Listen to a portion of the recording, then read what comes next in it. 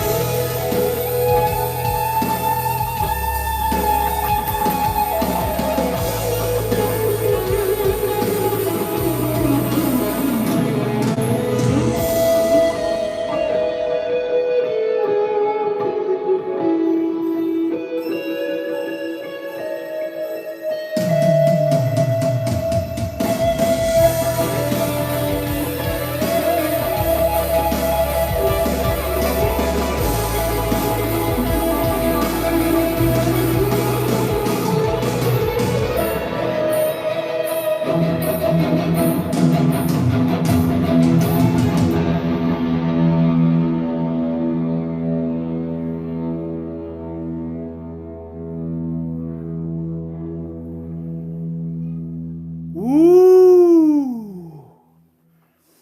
Woo! Woo! How about that apples right now? All up and down.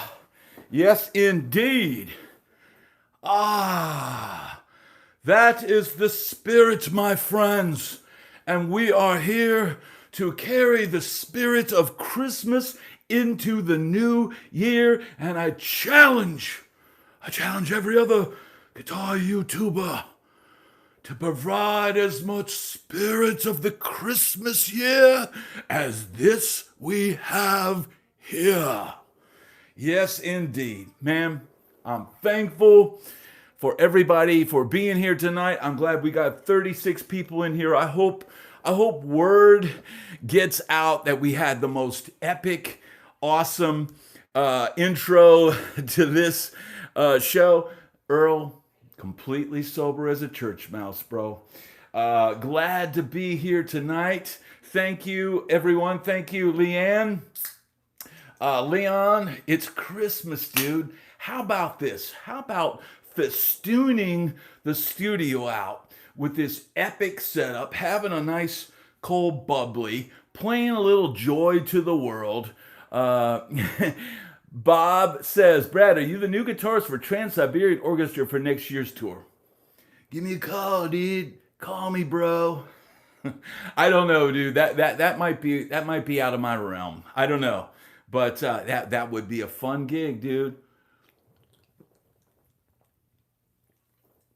J Pat. It's been, dude, what's funny is when I was getting ready, I pulled that off, dude. I did not practice that. I thought 30 minutes before we were going to do this show tonight, I thought, it'd be cool if I light all the lights up and I play along to my backing track and play Joy to the World. And man, it came off, dude. And that's the first time I've played standing up in maybe a year.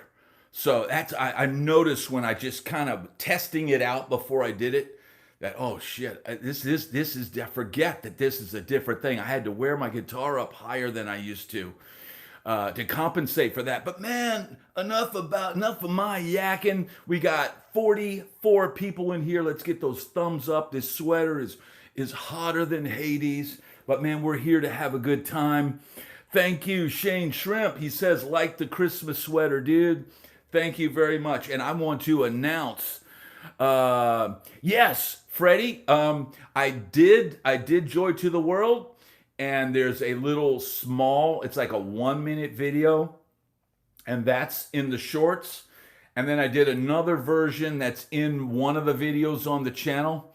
But this version I just did now was completely live and off the cuff. So that's a whole nother challenge, dude. Because the version that I put in the shorts, I just grabbed 1 good minute. There was 1 minute of like, okay, this is good. But just then, with the pressure on, with the channel on, and knowing that this is for eternity, dude. I did what I normally do on gigs. I didn't practice. I just go, okay, it's time to not make any mistakes.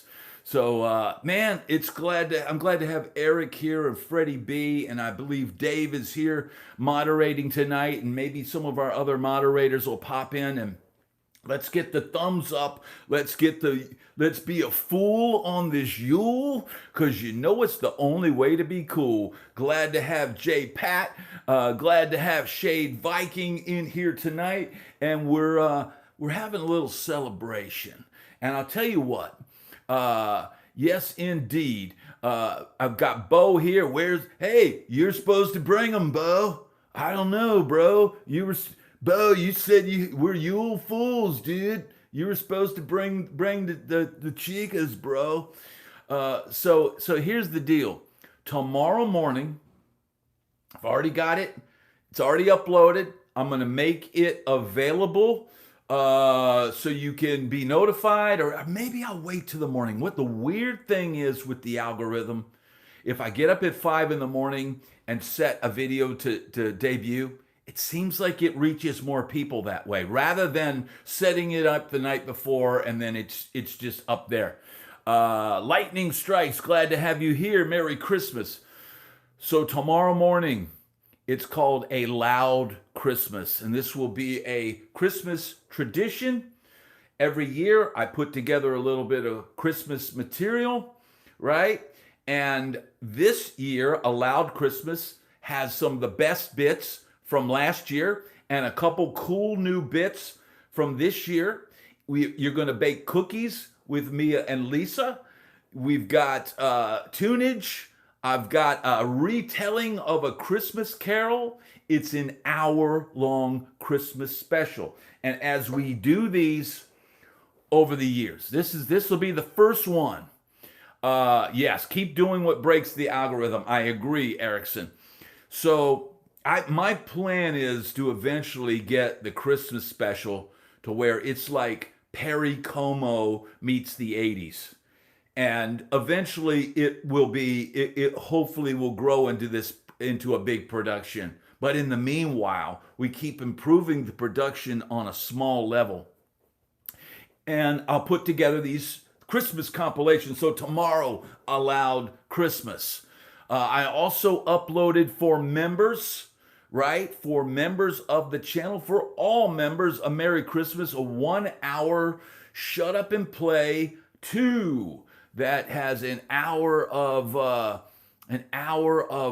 shredding, funk, rock, blues, fusion, just jamming, dude. And you know what? I encourage everybody, if you watch this and you want to play along, man.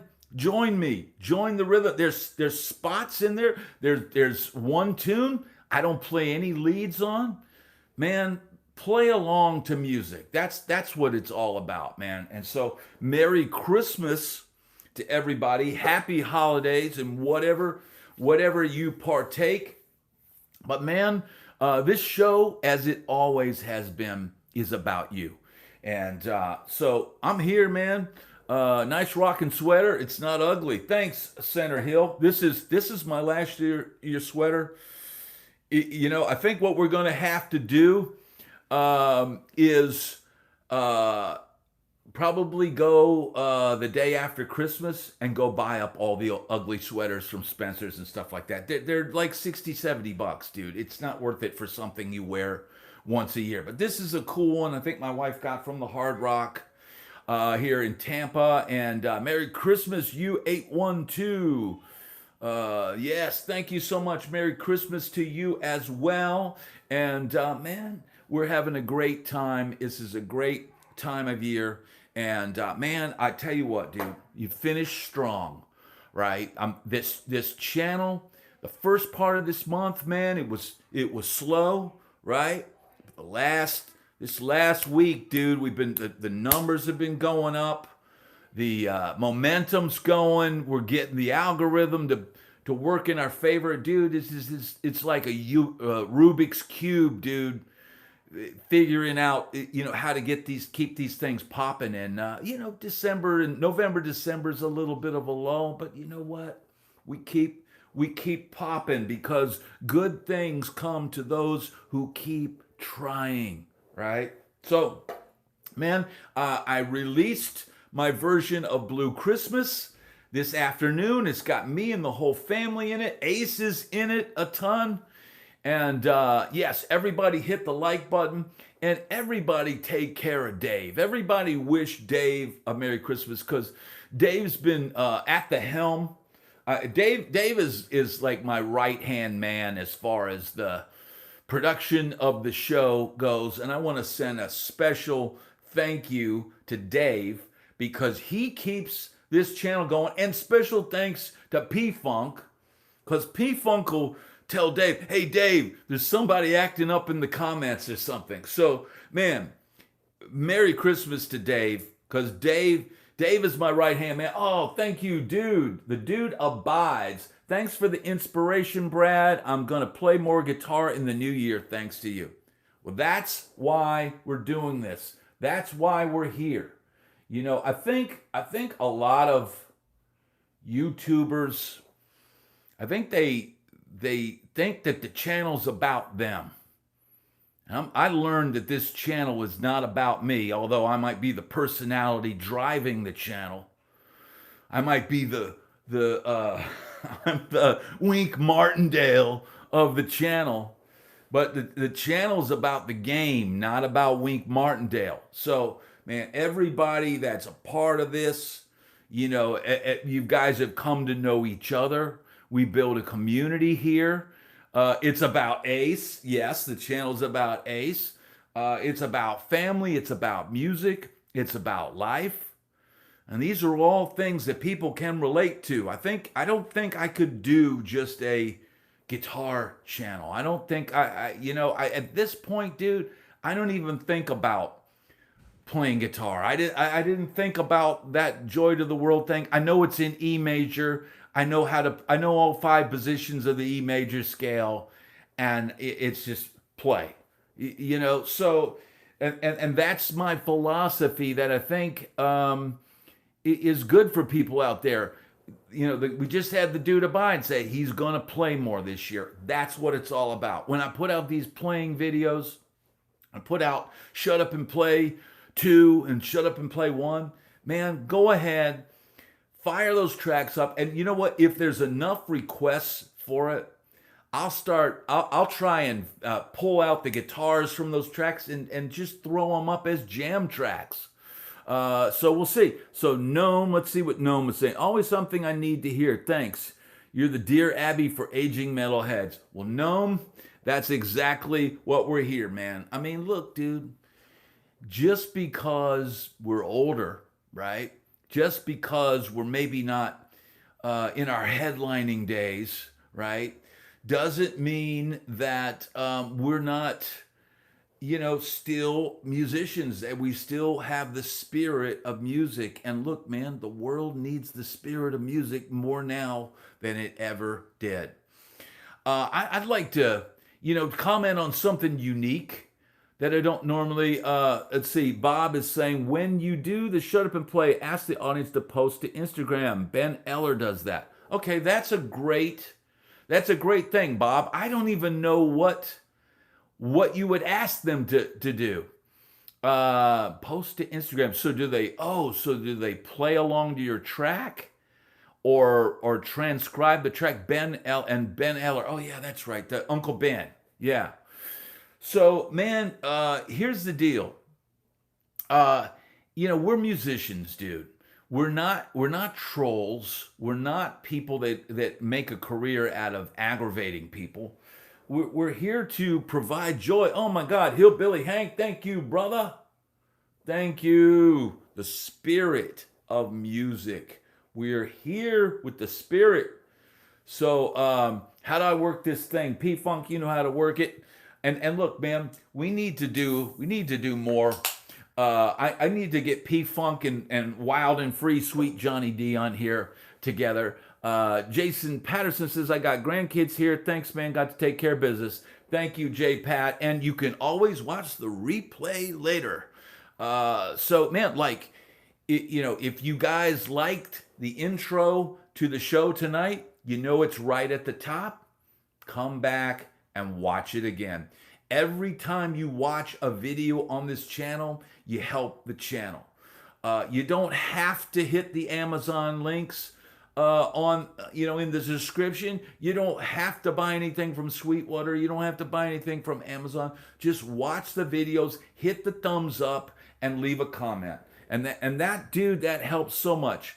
Freddie B, $2 Canadian is like $5K in American. Dude, it didn't used to be that way, right? Canadian dollar used to be more. So we're gonna have I'm gonna have a little Red Bull toast to you.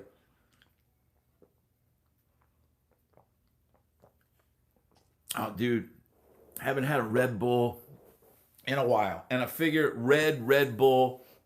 We got the lights, dude. I got the studio Christmased out, dude. I'm Christmas out.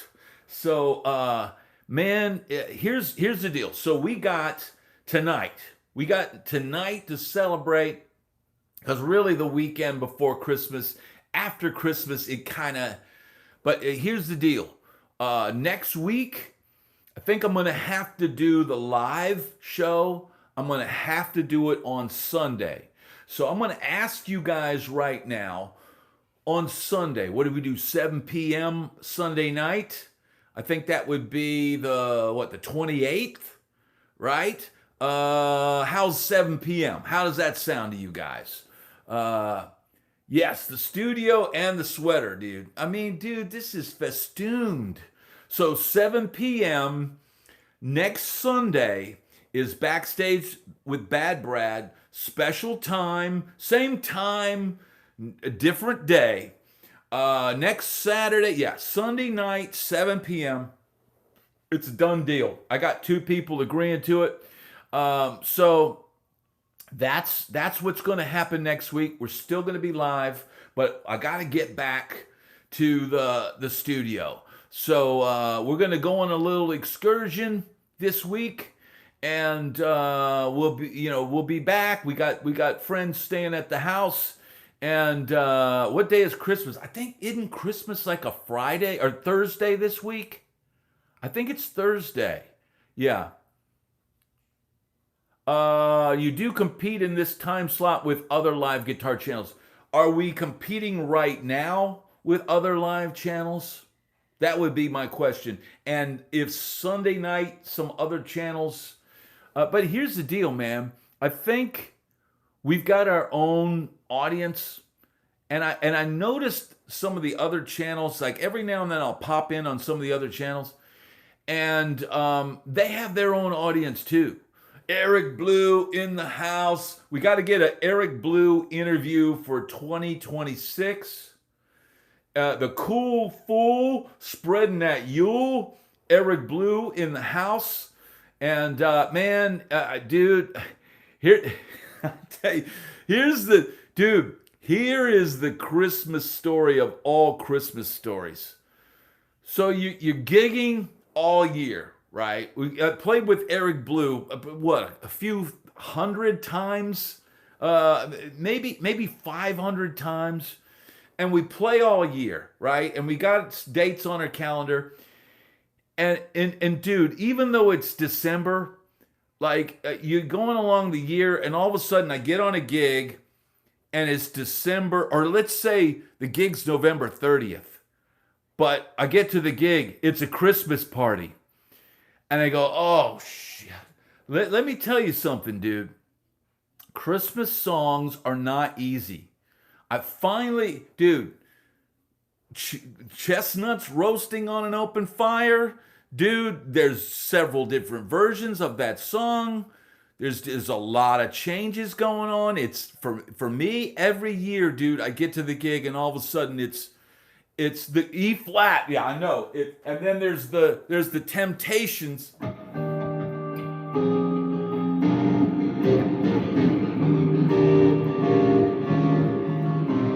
Right? But then it starts to go sideways, dude. And then, dude, fortunately, I found iReal.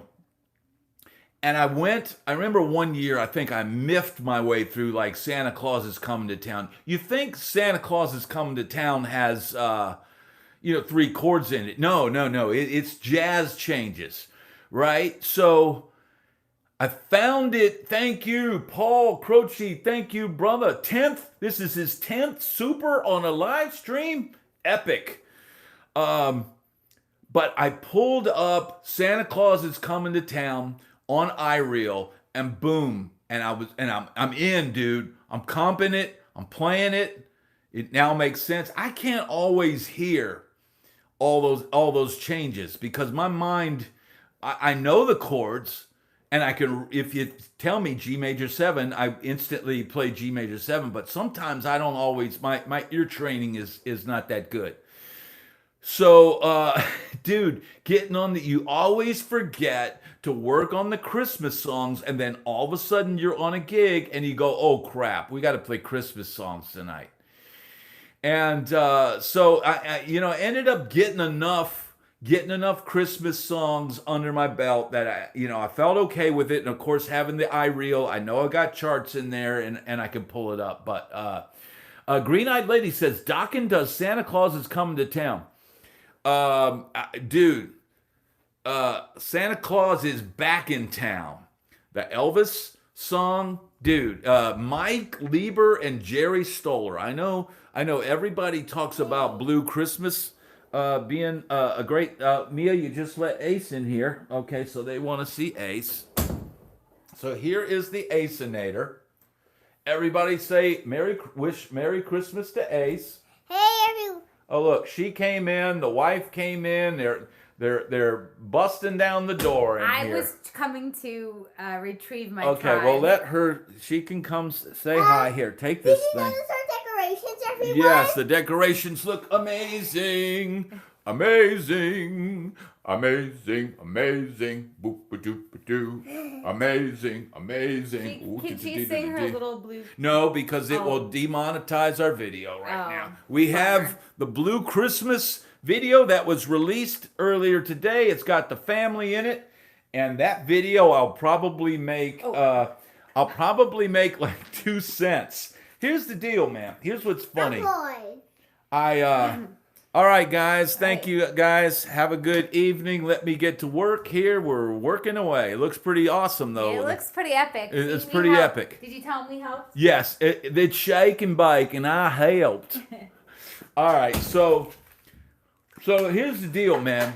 I did the video this last week, I believe, Elvis is back. And I put the trailer for the new epic Elvis Presley film at the top of the video. And it's literally got like 20 seconds of American Trilogy, him singing the Glory, Glory part. And dude, you're instantly marked for sharing the revenue, right? But dude, when you look at the numbers of the sharing, no, the sharing must be they get 80 and you get 20. Because dude, it's like I look and like the video did good numbers, right? Good enough numbers where it should have been like I made $50 off that video.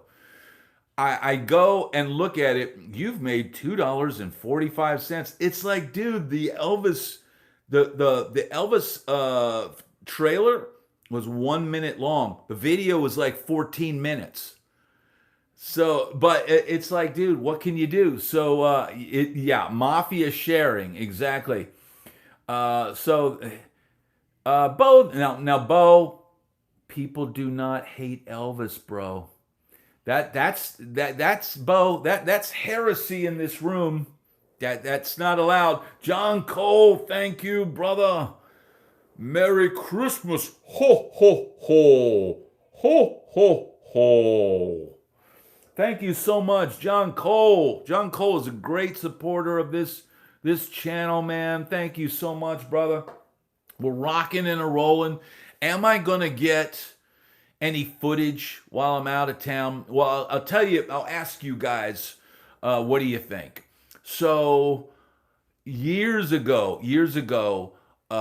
when I started dating my wife, one of her nieces, right, expressed interest in guitar. So we were up there and we went to like a music go round and we picked out an Ibanez Geo, like a cool little Ibanez guitar, and a little Fender like Mustang with the modeling like Fender Mustang 15 or something like that.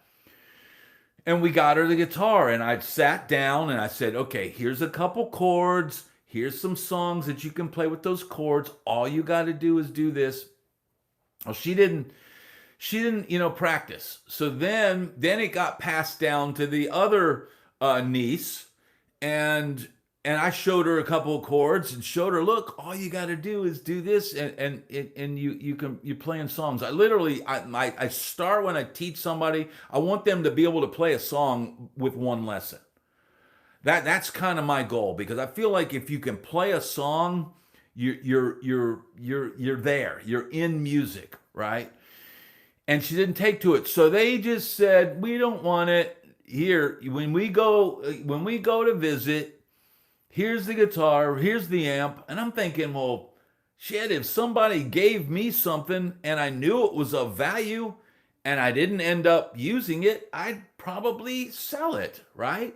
But they're just giving it to us to get rid of. So we're going to be up in the middle of nowhere, basically with this guitar and this amp. Now, I know there's a Guitar Center 40 minutes away. So I guess we're going to take it to the Guitar Center and here, give us whatever you'll give for this, which I don't have any way to clean up the guitar. It's not worth a ton of money. But what do? Do you take it and get like a few bucks, or do I take it and get something cool? What do you guys think? Should I take the money and get something cool and then demo it on the channel? I think that's the best plan. Dude, if we end up getting $150, I'll be amazed, because who knows what condition the stuff is. If you take something in and it looks clean and the strings are nice. This thing's been sitting. It's been sitting, bro. So I don't know, man. Let me know what you guys think. Now, we've got 93 people in here. Let's get those thumbs up, dude. Tomorrow morning, 8 a.m. Eastern Standard Time. A loud Christmas. There's going to be tunage. There's going to be a Christmas carol retold. There's going to be cookie making Grinch cookies with Mia and Lisa. It's an hour-long Christmas special and only on Brad TV. Cut, rolling. You need a cold one, dude. I got a cool one right here. You can always find. That's true. That's true, Roy. If I knew somebody, but that was the whole idea. Dude, it's 3 kids in that family. I figure one of them would have played the damn thing. All I know is we'll end up getting in that Guitar Center, and I'll end up finding something that I convinced my wife I'm going to carry it back and put it on the plane and bring it back with us. So that's the deal. Now, Magnatoris, let's see. Magnatoris says, "What's up, man? I've been digging the channel. I was in the 2000s cover band for a year, and I hated it." Well, dude, I'd have to ask, like, for people that hate playing covers, I personally, I can't really understand that. I mean, because I usually end up playing in bands where I get to play stuff that I kind of like. So Clockwork is saying play something Elvis.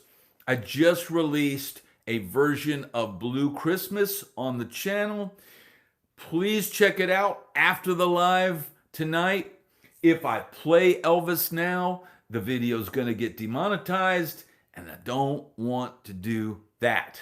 So I don't do covers. The only reason, Magna says it wasn't the covers that bothered him. He just hated the crazy bars. Well, man, bar life ain't for everybody. But, man, when I was in the bar life, I had a good time, But it does get old after a while, and you can't treat it like a lifestyle forever, because it'll grind you. I mean, dude, there were points where there were certain bars, and I'm sure Roy Vogt knows this. I used to play Bourbon Street Blues and Boogie Bar. It's a raging like blues bar in Nashville, funk, blues, R&B, all that. I used to play there all the time, and we used to crank and rip and all that. But man, I got to a point where I just said, I'm not going to do this anymore. It's too loud. It's too crazy. I'm not trying to get crazy anymore. Dude, I mean, it was off the chain. But you know what? When your priorities in life change, Mike Holmes, the other man with the wrench, is here. It's still raging, Roy Vogt. And Roy, I can attest, you probably, you're not interested in playing there. Me and Eric Blue used to play there a lot. I used to play there with Scat all the time. I used to have my own band that was playing down there a lot. And it just gets to a point where your priorities, although look, dude, it's fun to go play in a bar. And there's, trollops and scallops and dollops and all of the above. So if you can determine what if you know what trollops are and scallops, then dollops, then that's that bar life, dude. But after a while, dude, you're just like, you can't. I wouldn't want to still be doing that same stuff. Roy used to play next door at Skull's Rainbow Room. Now, Skull's Rainbow Room has a burlesque show. Look, man, Printer's Alley, Mike, that's a good one, Mike H. Printer's Alley in Nashville is, to me, and I think it's probably still the spot, if I had to go downtown Nashville on a weekend, and that's a good one, Paul. Paul, if I had to go downtown Nashville and somebody wanted me to take them down there, I'd say, do you want to skip Broadway and just go hear some good music? We go down to Printer's Alley, have more fun, a little less crazy, better music. That was where I would always take people. So that would be. So Paul just said we should have a coffee cup that says P-Funk's Burning Breakfast. Uh, P-Funk needs to have a P-Funk cup that says P-Funk's Burning Breakfast. That is a good one, dude. That is a good one. It's Dwayne here. Dwayne, what's happening, dude? Dude, glad to have you here. Yeah, P-Funk is burning breakfast and feeding birds. Exactly. That is funny. Wake and bake. Dude, back in the day, dude, at the Shock House, uh, that was a normal morning, dude. Playing the new acts right on, Dwayne. Yeah, Dwayne, didn't you get you just got a new PRS or something, right? I'm chugging the caffeine, dude. I'm chugging. Excuse me for guzzling. Pre-gig. Mike Holmes is pre-gigging right now. Dude, Mike, I know how that is, bro. Not drinking out of that contact. Yes, indeed.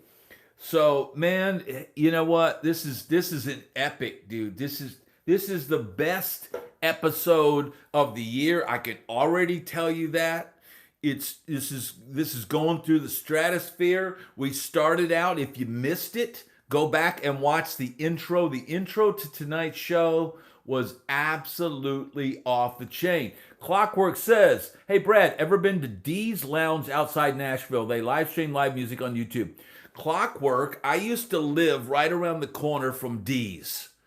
In fact, there was a dive bar in East Nashville called Mickey's. Mickey's was like the closest dive bar that I really liked. Because before me and my wife had Mia, if I had a Saturday off, we'd go out on a Friday night, we'd get in an Uber, we would go down to Mickey's, we would go down to Red Door, we would go, but the thing with D's is D's became this like hipster kind of like joint, right? And look, there's a lot of like new people that come to Nashville. And I remember I was sitting at the bar there one time, and I had a bunch of my friends met me down there because it was my birthday, right? And I just said, "Hey, I'm out here at D's. I'm just sitting at the bar." You know, it was one of those close Uber rides, and I didn't want to, go into town and all that. And so everybody's calling me Bad Brad. Well, they're all like, the bartenders are like mocking me. "Oh, Bad Brad." I said, I had to literally go, "Hey guys, I didn't give myself that name, just so you know. I know you guys are new in town, but I earned that reputation the hard way. Trust me." So they just always, it just like, I don't know, man. It was like they were kind of snooty, hipster snooty in there. I had some weird experiences in D. So I personally preferred Mickey's. And look, man, the thing is this, because I've been playing music my whole life, when I go out to bars, and when I was still drinking, I used to not like to go to places where there was live music. I would like to go, yes, you can't, Mike P. Funky, is that right? You don't give yourself a nickname. I never, you know what I mean? It's like, I think it was the Wooten brothers that started calling me that. But, I preferred going to Mickey's because I like a jukebox. When I go to a bar, I like to be able to put some coins in the jukebox or dial it in on the app and play some Hendrix and play some Van Halen and play some Boston and play some whatever I feel like hearing. And I don't want to hear somebody butchering a cover song or some songwriters singing their latest ballad. I just want to hear something that's cool, enjoy the atmosphere, look at the lights, kind of like what we got going here. This is like dive bar vibes. Thank you so much, MJB. Merry Christmas. Thank you. So that's the way it is, man. I don't, places that have live music, I only really like to go to if I'm working, and or if it's somebody I want to go see. I like kind of those mid-level clubs, and I like going. Like I saw, what's that band? Oh, the Struts. I saw the Struts in a medium-sized club. I saw the Winery Dogs with Billy Sheehan and Richie Kotzen and Mike Portnoy. I saw them in a medium-sized club. Something like that, I'll go because the tickets are going to be, what, $30 or something like that. And the music will be really good. And it'll be like the concert, old school concert experience. But as far as just going to a bar and hearing like a dive bar and hearing a bar band, dude, if it's not good, dude, I'm going to sit there and be like, the guitar's out of tune, dude. Dude, tune the E string, bro, E string. It's just So that's the deal. Yes, everybody knows that Dave, our moderator's name is Chief. His nickname is Chief. Bring back drive-ins. They have a few drive-ins in Tennessee, and that is a cool thing, man. Wow, Chris Michael J, mate, cheers, mate. Dream Theater in Sydney. I'm frothing, dude. That's gonna be epic. Mike Holmes says they have one drive-in left in Maryland. Man, they've got a few. They've got a few in Tennessee. Now, I don't know down here in Florida, man. I don't know if they still do that. All right, everybody make sure to call Dave. Leanne says she saw Hard Day's Night at a drive-in. Wow. So that's cool, man. Excellent. All right, well, it's time to pop open a freshie, dude. We're 42 minutes in. Bo, Bo is saying Dream Theater. Dude, come on. You know what? It's Christmas, dude. No more anybody sucks. Let's just try and have a positive evening, man. Yeah, we all just get along, man.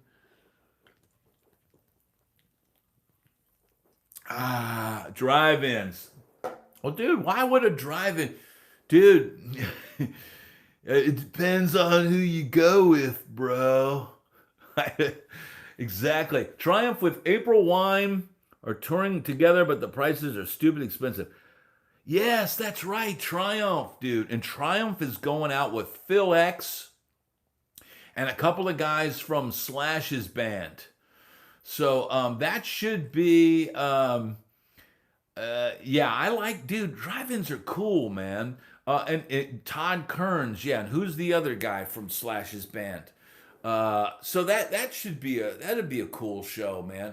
Actually, Rick Emmett, I saw recently on a Canadian Songwriter Award show, and man, he sounded good, dude. He had Phil X singing with him. And so that's the deal. Dude, I saw a short with Phil X and Rick Emmett. Yes, Mike H. That's exactly what I was talking about. I was watching, there's a clip of them doing, which one? I can't think of the name. But it's a really good trip. So Chris Michael J said something about, why aren't drive-ins popular? Chris Michael J, man, drive-ins, dude, drive-ins back in the day. Now, that's a good question. Why did people stop going to drive-ins? A lot of the drive-ins in the States, at least, like, there was a drive-in in my hometown when I was a kid, and it's a lot of property. It's a big piece of property where this drive-in theater was. And eventually the property sold, and they built townhomes, or they built apartments, or they built, whatever. So that's what happened in a small town. But dude, in the 50s and 60s and the 70s, so Wave says taxes closed a lot of drive-ins down. That's interesting. Dude, in the 50s, 60s, and 70s, that was what it was all about. Taking your girl to the drive-in. I would imagine most of the time you missed the movie.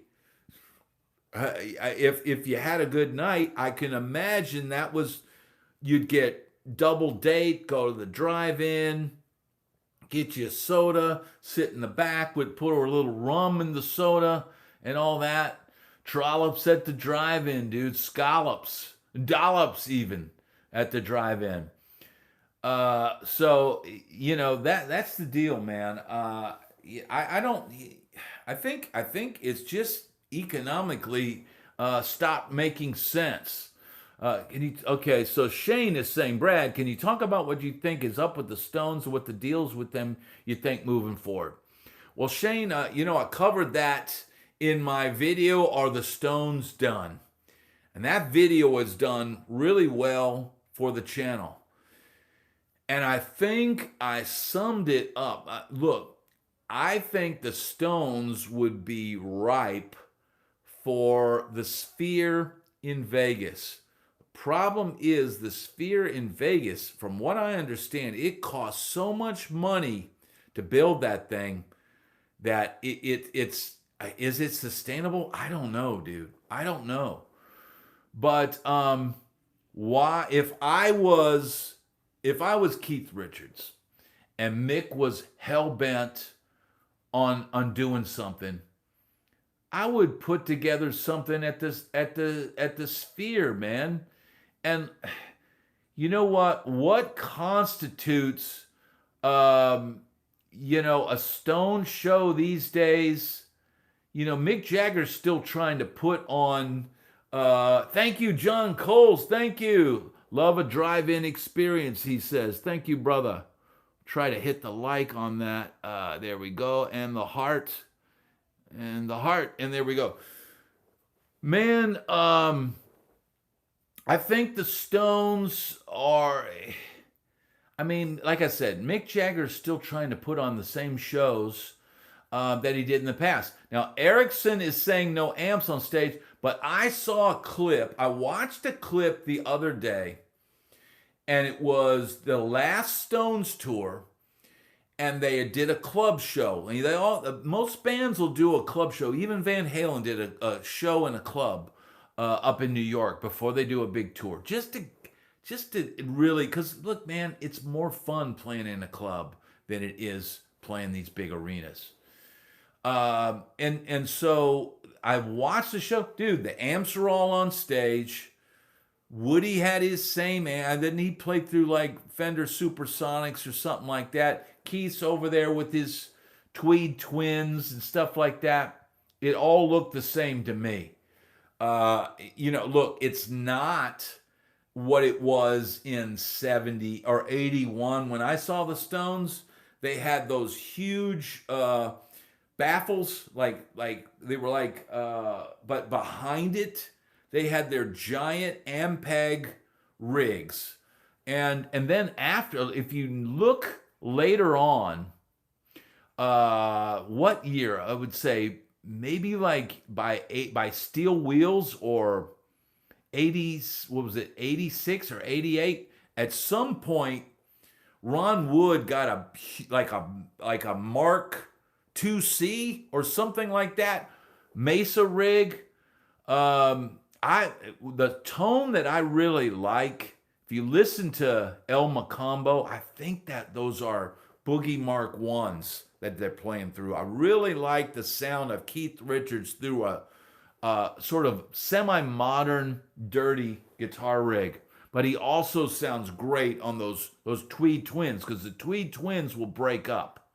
Those Ampeg rigs that they used to use in the 70s, dude, those things are just loud and clean. You're talking one of the loudest guitar rigs ever created, but not like Van Halen.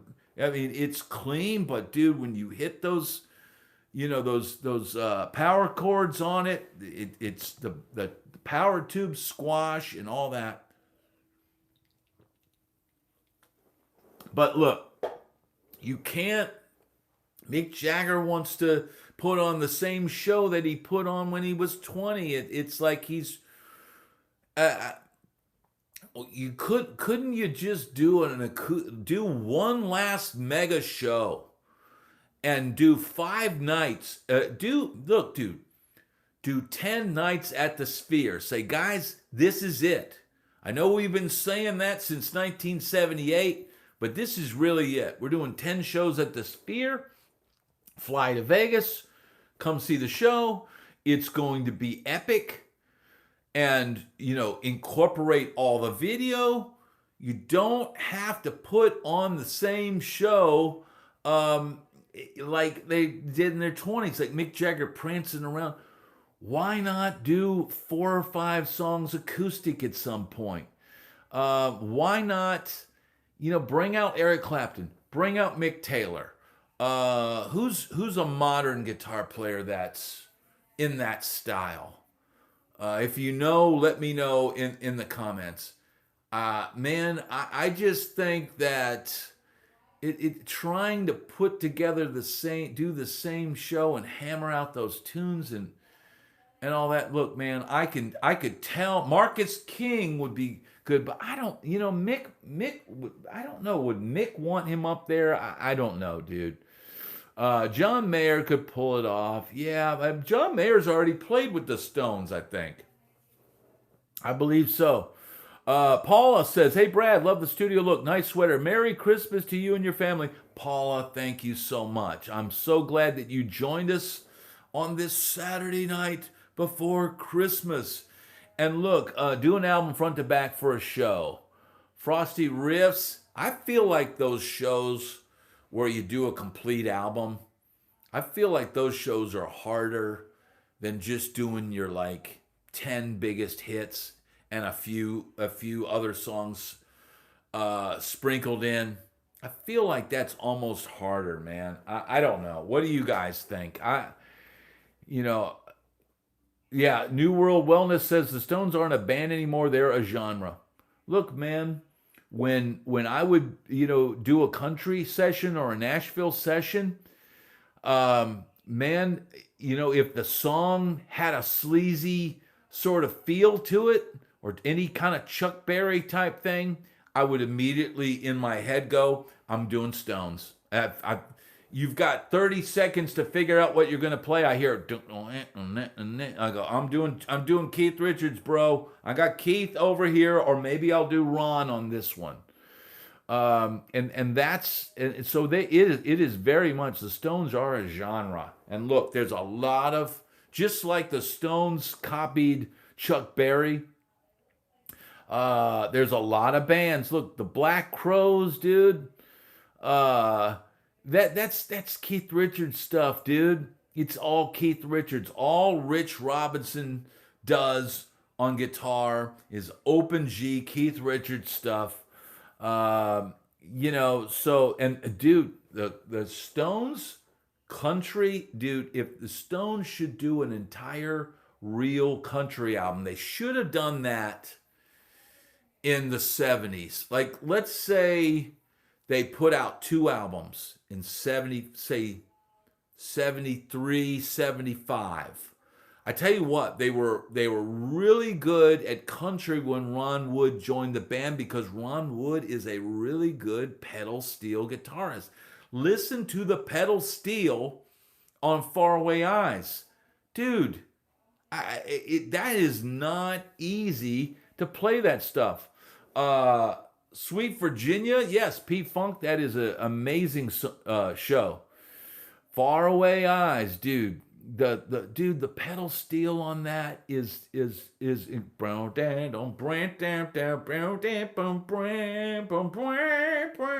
dude, it's amazing. So Dead Flowers is another great one. What's the other great? Sweet Virginia is another good country song. In fact, great song. And there's others. There's other ones too. Hey, what's happening, Strato Alex? Glad to have you here. Rod Stewart is touring. Man, people are, look, audiences are tough on these older performers. People go to the shows, they want to play, they want to enjoy the show. But there's also people who take video, post it, and then say they should retire. There's all these videos, people saying Rod Stewart should retire. There's people saying David Lee Roth should retire and all that. And nobody knows what these people's bank account. Wild Horses. Dude, Wild Horses is an incredible song. What other, is there any other country honk? Look, you could do a Stones country album, and there probably already been one, but you would do Honky Tonk Woman, which, dude, Honky Tonk Woman has probably been played on Lower Broadway in Nashville for decades. How many decades? 10, 2, 3? I know for me, like, I don't know a ton of country songs. So if I get in a situation where I'm with my R&B band and we're having to play in a more Caucasian setting, a maybe more redneck type setting, dude, I'm looking at the guys and I'm going Honky Tonk Woman, and they all, it doesn't matter if you're white, black, Puerto Rican, everybody's just a freaking. You play Honky Tonk Woman, dude. You get. Hey, I'm gonna carry us to the promised land. I'm gonna be Pat Riley, or what was the coach of the Lakers? I'm gonna be Pat Riley and carry you brothers to the promised land. Boom, just start calling those tunes. Honky Tonk Woman. That would be one that would work. It's a rock and roll. It's a rock and roll band. It's something that I know, but it appeals to that audience. So Stones, and look, man, look at the disco. Look at the disco stuff that the Stones did. The Stones did Miss You, dude, might be one of the all-time best disco songs of all time. Miss You. The bass on Miss You, dude, the guitars weaving. Dwayne is asking, Brad, when the bands that used to play arenas now play smaller venues that hold 3,500 or less, how does it work financially? Hope I worded that right. It seems like it wouldn't work. Dwayne, that's like a Spinal Tap type situation. When you look, man, you're going up, you're an arena act. And you get to that point, you've got songs on the radio and you're riding that crest. And then eventually, dude, if you're not getting played on the radio, and this is speaking from the country side of it, but it's the same thing. The fees get lower. And dude, in the country world, if you can't sustain that top point for a while, the radio stops playing you. And eventually, the booking agent goes, I can't book you guys anymore. You don't have anything on the radio. So that drives that. Financially, what happens as a guy sitting on the bus when I joined the band? Oh, we got a new album. We're working on an album, and we're good things. Well, then the album falls through. The label goes, we don't do this. The booking agent starts going.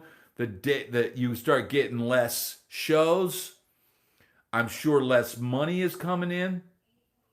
And all of a sudden you go from sitting on a new bus to all of a sudden the band's going, well, we're going to fly to the show and we're going to put you on this bus from that's driven by Sketchy Ray. Sketchy Ray's a good guy. You guys have fun. And dude, getting on the bus with Sketchy Ray, and you get on this old bus and nothing works and the air won't blow in the things, and you're riding this bus and Sketchy Ray is like driving like this all night. yeah, yeah, yeah. And dude, I can remember laying in my bunk, and we having to go up north, but it was a lot of like going through the mountains of like West Virginia and stuff like that. And I kept feeling sketchy Ray would it felt like he was accelerating down these hills. It felt like he was literally like, oh yeah, just and dude, you're laying in your bunk.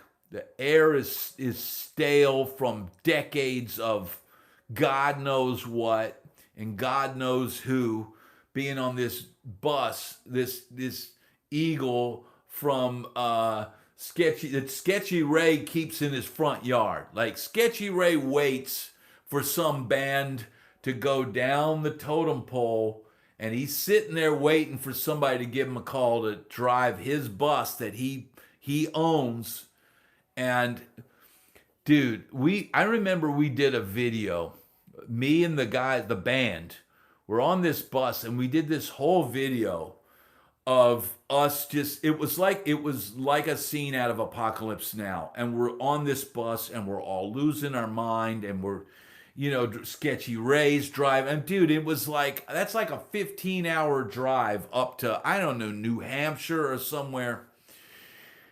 And we get up to the gig, didn't sleep a friggin' wink, dude. It was, and I think we got up there, we had a day off or something. I don't remember, but man, I remember the way back.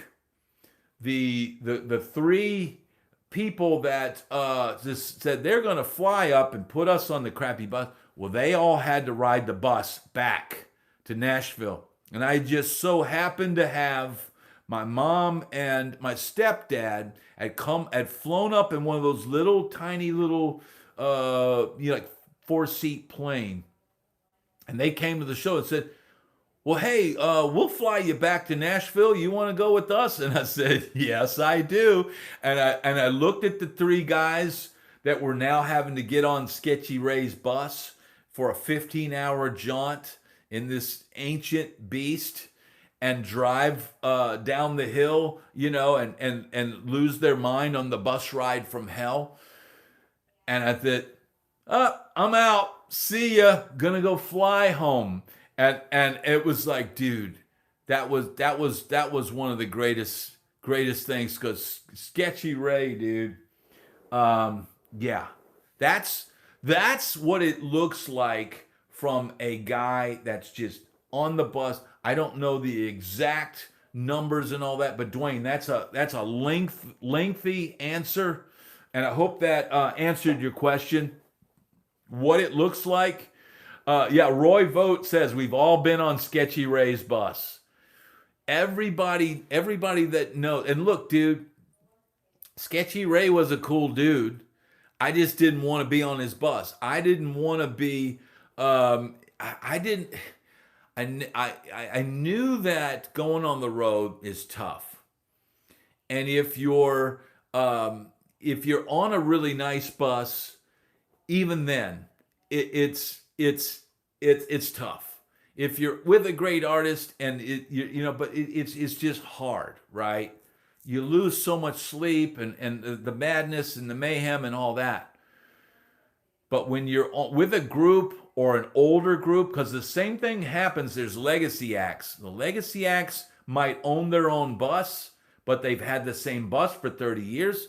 There's a popular country singer in Nashville that's a legend, that's been in the scene. She used to own her own buses. She had two buses, the Star Bus and then the Band and Crew Bus.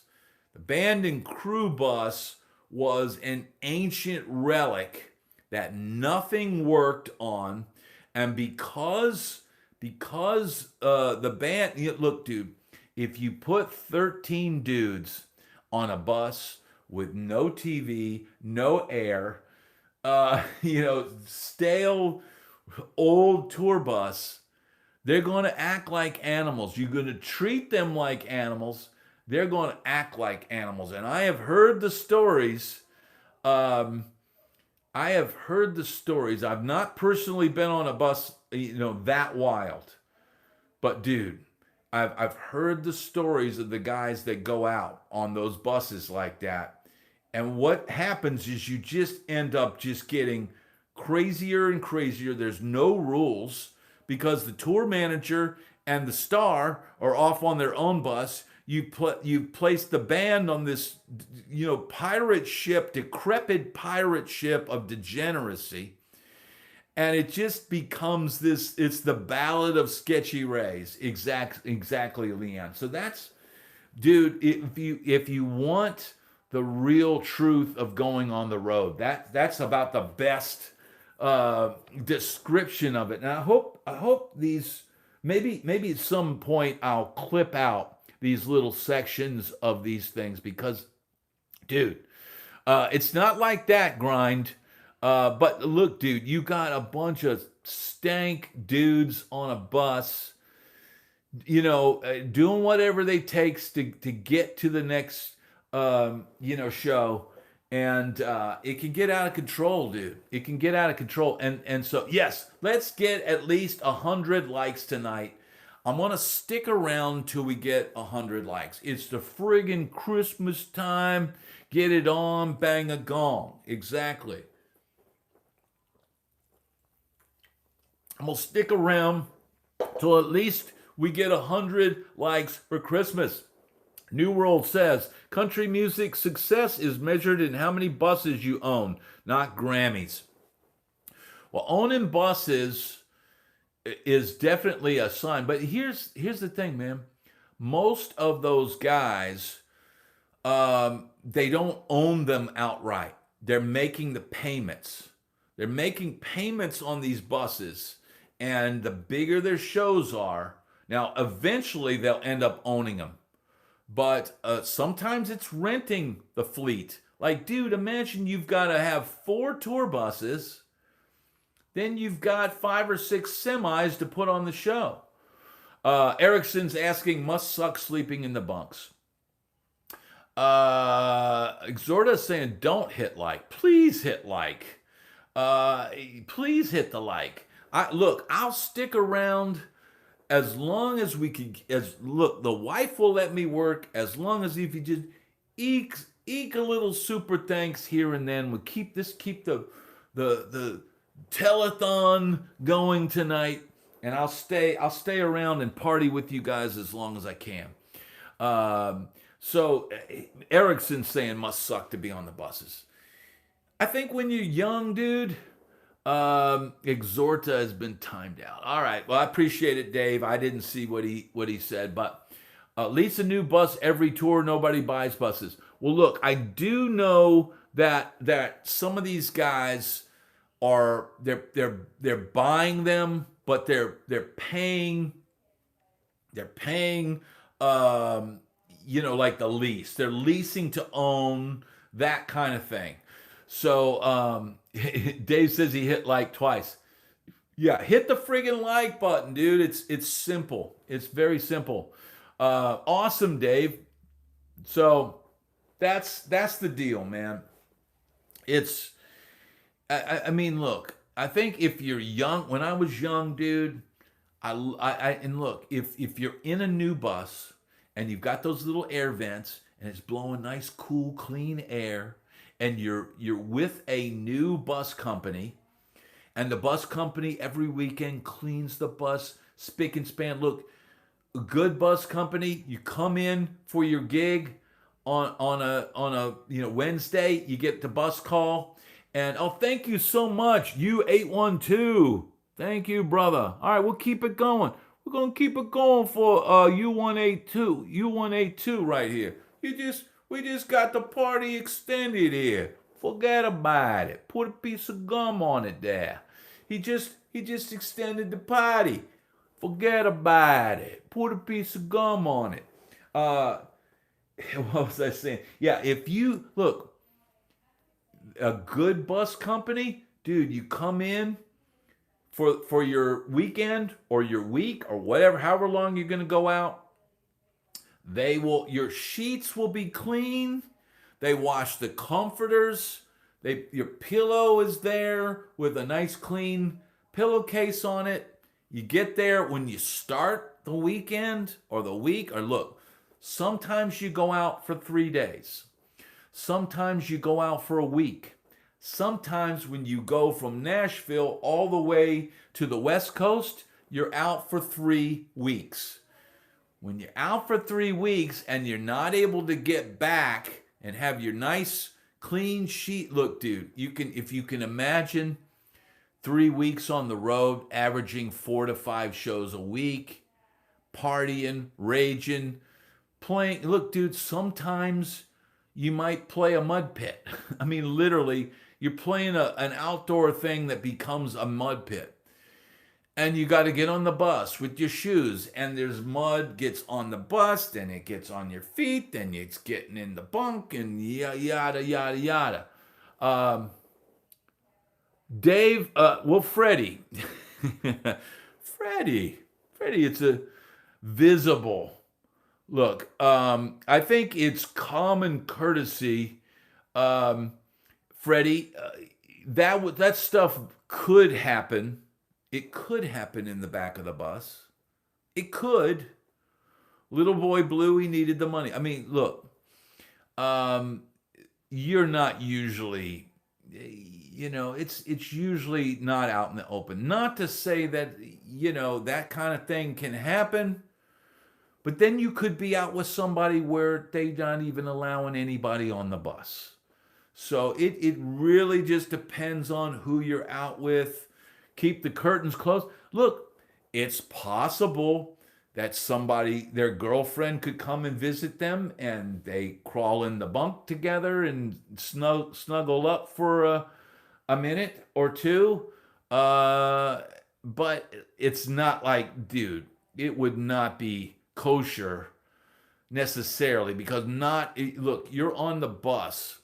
You might be on the bus and your guitar player could be a cretin, an absolute cretin, and your fiddle player could be a born-again Christian, extreme, like, straight, narrow. You're on there with different people, dude. That guy does not want to walk on the bus and see, Caligula going on. So it's got to be... anything that's done is got to be discreet, and that goes for everything. That goes for everything. But look, dude, being out for 3 weeks and the bus can get gnarly, dude. Sometimes the driver will have 2-3 days off. Sometimes the driver will say, hey guys, if you want your sheets washed, I'm gonna, take all the sheets and take them to a fluff and fold or whatever.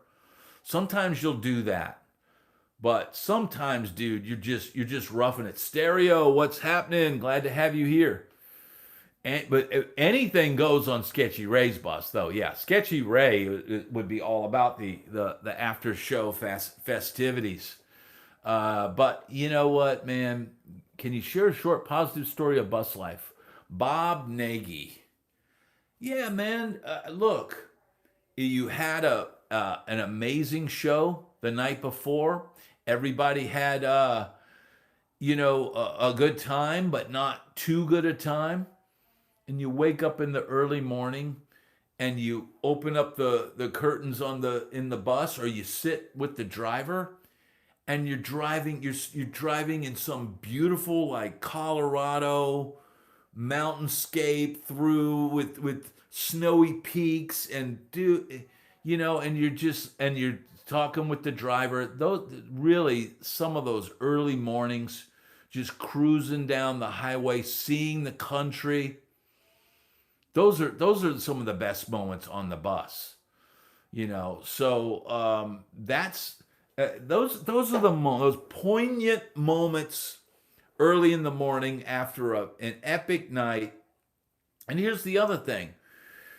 Even though I had been to Vegas a million times, it's a totally different thing when you're rolling in Vegas in a tour bus and you get up early in the morning. Johnny's been too good. Right on. Thank you. Says Merry Christmas, killer decorations. Thank you so much, brother. Epic. I'm trying to hit the like, trying to hit the heart on that. It's not easy to do. Well, you get the point. Got it. Thank you. Yeah, Sunday morning coming down on the Sketchy Ray bus. Those were for me, because I would always get up. I would probably be one of the last guys to go to bed, and then I'd be one of the first guys up the next morning. And I'd go sit in the front with the bus driver, chit chat, watch the bus pulling and driving through the desert, and then seeing the Vegas lights, because a lot of times we would hit LA first and then go to Vegas.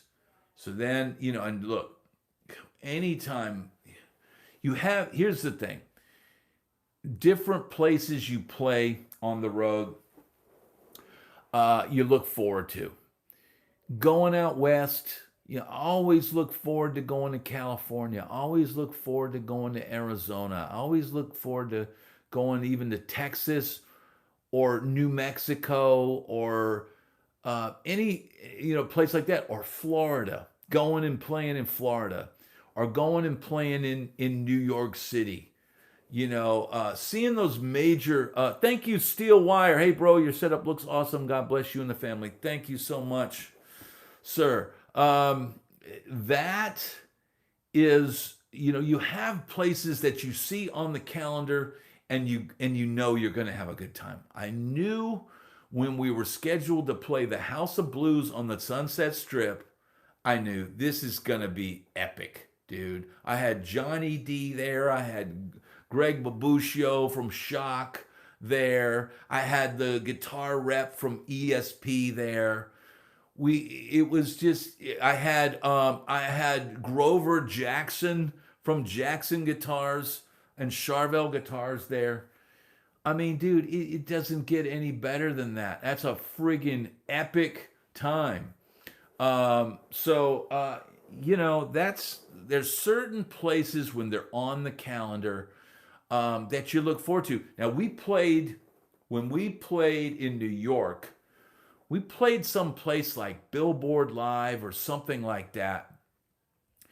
And we opened for Florida Georgia Line. And we had DMC from Run DMC. We had McDaniels from Run DMC sit in with the band, and we did Walk This Way. And it was epic, dude. It was epic. We're in friggin' New York. I had the rep from Vox amps there and Black Star amps. And it was just friggin' epic. And then later that night, I went out with my old buddy James Genus, who's the bass player on Saturday Night Live, and we went out drinking. And I couldn't get any of the other guys in the band. I said, dude, let's go party with James Genus in New York City. Oh yeah, we'll go. And then when it came time to go, I'm like, dude, it's friggin' James Genus, one of the best bass players in the country. So, I mean, that's what you look for. When you go to LA, you're going to see your old friends. When you go to New York and you've got buddies that are legendary musicians, and you can call them up and say, dude, let's hang out. Those are the moments that are the best moments on the road. Unfortunately, and I told my wife this, but there's certain states where you just going, I'm not really thinking it's going to be an epic time. But then again, dude, sometimes these little small towns, I've played little small towns in like the Midwest with Gary Lewis, and ended up the hotel they put us up in, it has this like raging like college bar in it. And we end up like having, the time of our lives just hanging out in the college bar. You go play the show, dude, you're done at 10 o'clock.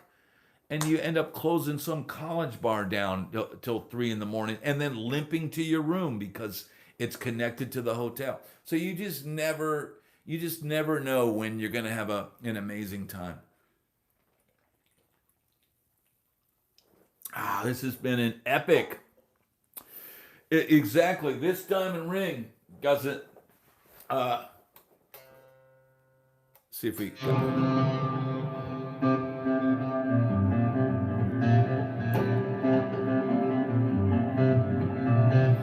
Right?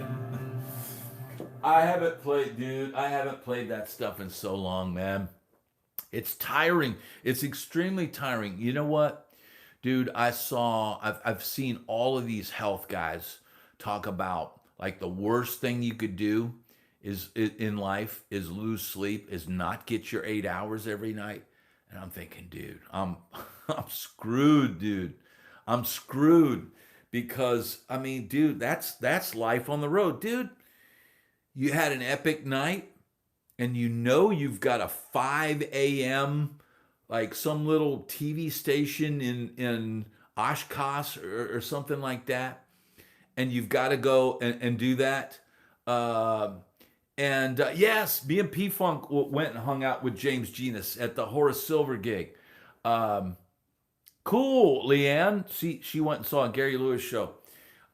If I hadn't have gone back to playing country gigs, I'd probably still be playing with Gary Lewis. Although I think he's slowed down a lot now. I think he's finally like not trying to do a lot of shows. Dave says he can't sleep more than 4 hours in a row. Well, man, I think that's a common thing with when you get older. I think that's a common thing. The trick is you just gotta try to go back to sleep somehow, or don't look at your phone. You're tempted to get up and go, oh, let's see if know if the world is still there. Check the news. Don't do that, man. Just keep the eyes closed. Go back to sleep. P-Funk says he wakes up screaming every 2 hours. Now, if I go out with a late night, it takes 2 days for me to recover. What is that, Shauna? It takes longer to recover as you get older. But there are some things you could probably do. Kelly says the WNB. Yes, indeed. Freddie B says, Bad Brad, your latest vids really have been featuring some very good tones. Digital is here and it's damn good. Sorry to say it, but it is, y'all. Thank you very much, Freddie B. Look, and the last few videos that I've done, I've been, even with the Synergy, I'm running that direct, so I'm using outboard reverbs and stuff like that. But I'm really enjoying using the Helix Stadium XL as well. I mean, look, I see it all as tools, and and look, you can use the Helix and the Synergy together. That would be an amazing, incredible rig. In fact, I need to when we get back for the year. I need to do that. I need to put together a video where I use the effects on the Stadium and then the amp tones on there. But dude, there's only so much time in the day. So yeah, somebody just said 8 hours. Look, I feel pretty good if I can get 6.5 hours. Yeah, Mike H is, do you remember, did you ever hear of the Tyrone Smith review back in the day in Nashville? Yes, Mike H, I think I talked about this last episode. I actually did a gig where we played as the Tyrone Smith review. And a guy that I worked with a little bit in Nashville, I think he's like the band leader for Tyrone Smith. So he books his own gigs, but he also does Tyrone Smith gigs. Andy Six says, I loved your Christmas song. Great human being, beautiful family, very good YouTube content, living the dream. Want to be you when I'm your age. Right on, Andy Six. Thank you, brother. Shauna says the Stadium looks like a learning curve. Man, I think it's easy, but I need to start working on a series, or I'm going to show how easy it is to do all this stuff that I'm doing. I need to like do, and I'm not even gonna talk about, because I've got the idea in my head to make these things easier, getting these tones and dialing these things in and all that. It's not as hard as it seems. And if I can do it, anybody can do it. Andy Six, what was it like playing on stage with a fiddle violin player? Um, I gotta be honest, dude. I'm not a big fiddle guy. It's not my favorite instrument to hear. It's not in my wheelhouse of what I want to hear. I would rather play with a horn section, a great sax player. So for me, everybody on stage has an in-ear mix. And that's the mix of what you want to hear when you're playing your show. So I'd have these in-ears in, and I never had any fiddle in my ears. And I never had, I would always put the lead vocal, a little bit of that, tons of my vocals so I could hear myself, my guitar, bass, drums, a tiny pinch of everybody else, like literally minuscule. And I just wanted to lock in with the rhythm section. And, you know, the fiddle is not part of the rhythm section. So I really didn't need to hear that. But I, you know, dude, we toured with a fiddle player for, I don't know, 3 years. I did. And I just, man, my role, I figured, was I'm playing arena guitar. That's what I'm good at. That's what I do. And so I just did my thing, man. And when it's time to solo, you solo. When it's time to play big chords, you play big chords, and you just treat it like that. You know, for me, I would have rather heard pedal steel than heard fiddle, but that's just me. Yes, Paula is saying that's good advice to get 8 hours because those things killed so many talented musicians. Yeah, you got to be healthy, man. You got to have balance. And that's not easy to do, dude, because, hey, you get tired. You're not allowed to be tired on the road. You get aggravated. You're not allowed to be aggravated on the road. You're low energy. You're not allowed to be low energy on the road. So, I mean, dude, it's tough. And look, man, every night's Saturday night. That's Bobby Keys from the Rolling Stones that played sax with the Stones. He did a book. It was called Every Night is Saturday Night. And that's what being on the road is, dude. Every night is Saturday night. But man, we've been going for 87 minutes. This has been an epic episode 58. So episode 59 is going to be next Sunday at 7 p.m. Eastern Standard Time. Tomorrow morning at 8 a.m. Eastern Time, we're going to do a loud Christmas, the Bad Brad annual Christmas special that each year is going to feature clips from new and clips from the past. And this will be the first one. If you love it, we'll do it each year. It's really up to you. So thank you, everybody, for making this episode. And by the way, Paul is here. Everybody wish Paul a Merry Christmas for popping in. Thank you, Paul, for popping in with us tonight. Thank you, Paula. Yes, Mia's a chip off the old block. And look, here's the deal. I released Blue Christmas today, and when I got home today, Mia started singing. She was singing Blue Christmas. So maybe next year she'll be singing the lead vocals. If she took that over, I would be happy, dude. Cause I tell you what, dude, I'd rather play guitar than sing. But man, thank you so much, Shauna. Yes, dude, she was singing. Merry Christmas, Chris Michael J. Merry Christmas, Dwayne. Merry Christmas, Dave. And here's the deal, man. Maybe this week, maybe I'll do a random live. If I can, I will try and do that. Beth Safter, how you doing? Ackworth, Georgia, glad to have you here.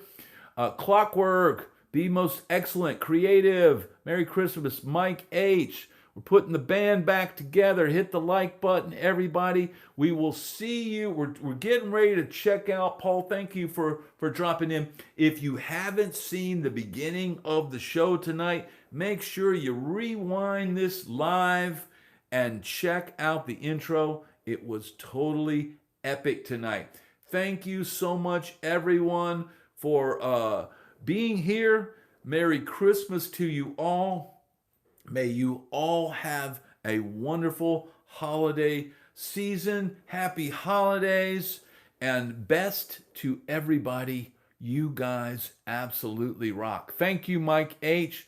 Thank you, Dave. Thank you, Paul. Thank you, Dave, Ball, Mike H, P Funk. Later, everybody. Have an amazing Christmas. Thanks, Freddie. Thank you, Lee Ann. Trying to get everybody in here at the last minute. Hillbilly Hank. Hadley, man, Merry Christmas. Everybody have an amazing Christmas, and I will see you on the next video. Shauna, thank you so much.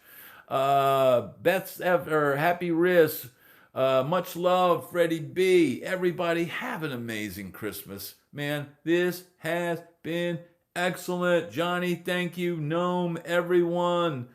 I'm trying to get everybody in Clockwork. Hello, Cleveland. Hello, Cleveland. Merry Christmas, everybody. Don't be a humbug. Hit that thumb up, bub. Exactly. Thank you all. Have an amazing evening. Everybody, you ain't got to go home, but you got to get the hell out of here. See ya. Peace.